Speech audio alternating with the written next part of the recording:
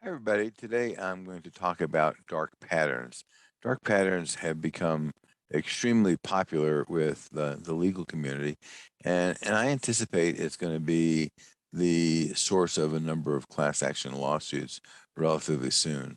The various new state privacy laws in the United States, Colorado, for example, California, make dark patterns illegal. And the first thing you have to do is figure out what's a dark pattern.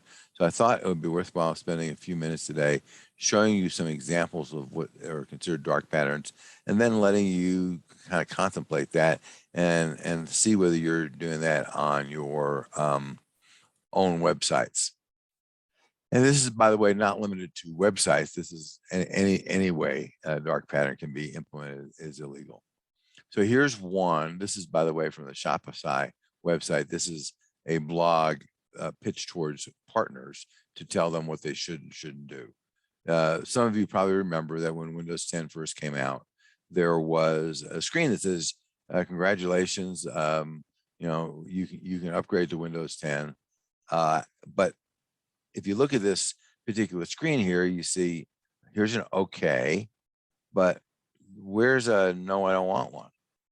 Or perhaps you close the window with an X and you think, well, that ought to say that I don't want it. Well, no. So that's not the case. What you have to do is go over here and click to change the upgrade schedule or cancel the scheduled upgrade. It's the only way you get out. You get out of this screen any other way, and you will be upgraded to Windows 10, or would have been at the time. And that's an example of a dark pattern. It's more difficult to not do something than to do something. Here's another one. You have a big blue box that says sign up, and a tiny little box here that shames you. Nah, I like paying full price. Notice that obviously the no, I don't want it button is not anywhere near as prominent as a, well, of course I want it button. So that's an example, another example of dark patterns.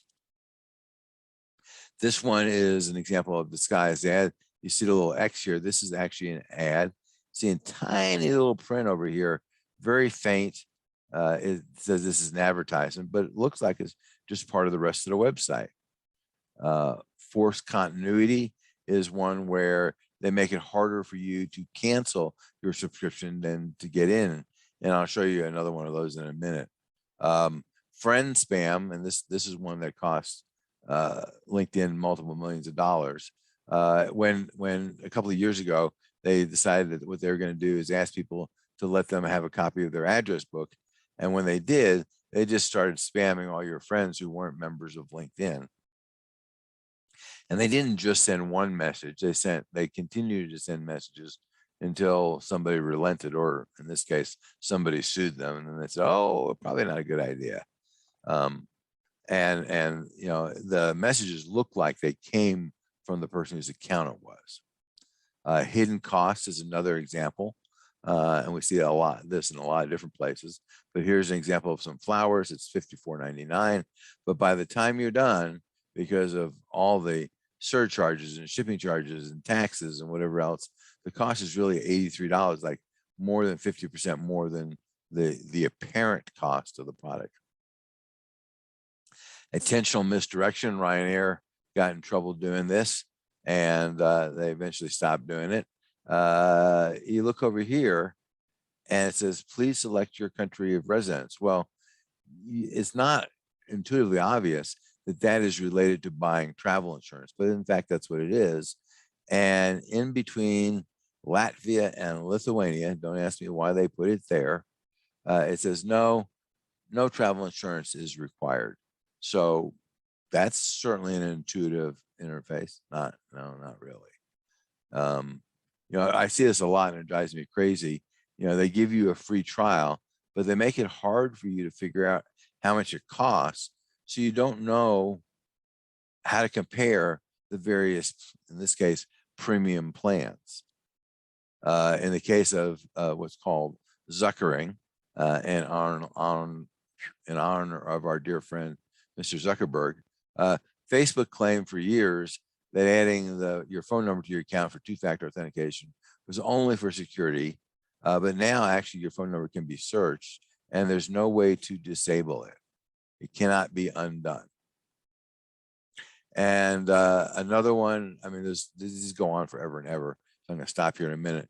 But this one is one of my favorites. Deleting an Amazon account, it's very, very difficult. There's no obvious menu item to do that. If you do now, I just tried this a minute ago. If you go into the search and customer service and say, I want to close my account, there it'll take you to a page, but that page is not obvious. It's not linked anywhere. And if you didn't know how to do that, you'd never get there. That's called the Roach Motel, right? You can get in, but you can't get out. So for anybody that operates a website and offers people an account of some sort or subscription or anything like that, dark patterns mean, and the illegality of that, soon to be illegality of that in a number of states, means that you can't make it any harder to undo things than to do things. And if you are doing that, then I suggest you reconsider that, because I anticipate that class action lawyers will probably plan to use that in the near future. And if you have questions about dark patterns, obviously, please reach out to us. Thanks. Turnkey Cybersecurity and Privacy Solutions offers the complete cybersecurity program for small to medium-sized